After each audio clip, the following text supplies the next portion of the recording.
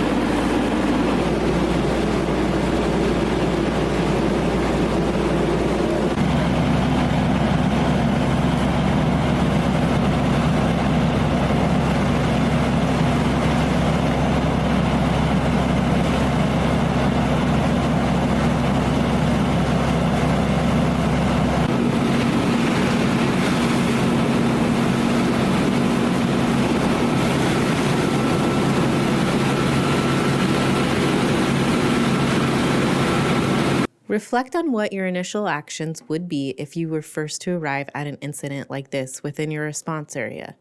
A car, truck, or trailer is going to burn fast and hot once fully engulfed and produce hazardous dark smoke.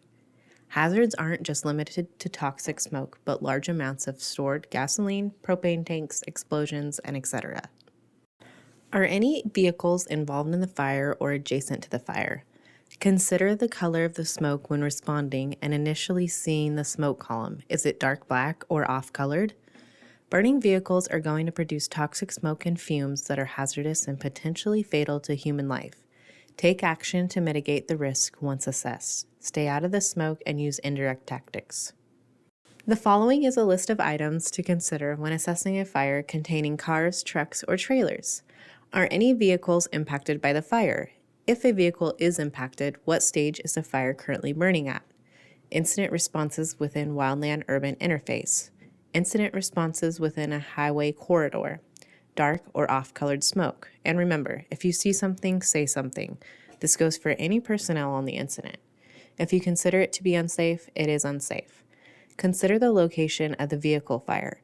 Is the side of a highway safe for personnel to take direct action? Maintain good situational awareness at all times. Consider the use of the all-risk non-veg checklist and non-veg threat assessment that is located within the COFMIS Incident Size-Up Organizer. This can help you justify your actions. If the fire does involve cars, trucks, or trailers, consider some of the following other options.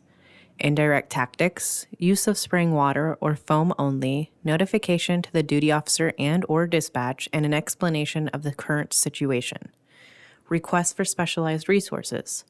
Request for tactical officer or AFMO to respond to the incident. Remember, all smoke is hazardous. Stay in fresh air and upwind as much as possible. Explain the situation the best you can. Paint a picture of the hazard and your actions to mitigate it. Avoid direct tactics on the vehicle if fully engulfed. Tires can rupture, gas or propane tanks can explode.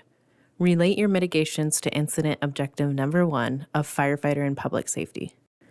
Page 55 of the IRPG has guidelines for safe working distances from certain hazards that you can reference. While electric vehicles are becoming more common, here are some things to remember. Stay upwind and out of the smoke of the burning electric vehicle.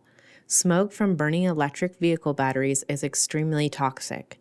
A burning sealed battery cell of an EV can be estimated to take 4 to 6 hours to cool off and extinguish with up to 40,000 gallons or more of water and foam. Consider ordering specialized resources such as structure firefighters, or if possible, use big box tactics to create a barrier around the initial EV fire so it can be allowed to safely burn out without additional spread to the wildland or unnecessary firefighter exposure. Manage the scene to the best of your ability and provide for firefighter and public safety. In closing, remember to stay upwind and a safe distance away. If in doubt, consider 150 to 250 feet minimum until it is determined to be safe to act. This limits hazardous smoke, but also risks to firefighters from explosion. Start thinking about indirect strategy or what resources and/or tools you have available. This could include structure fire department response, heavy equipment, or aircraft. Include in your size up how many vehicles are involved. Paint the picture to the duty officer and dispatch about the incident. And remember that firefighter and public safety are always objective number one.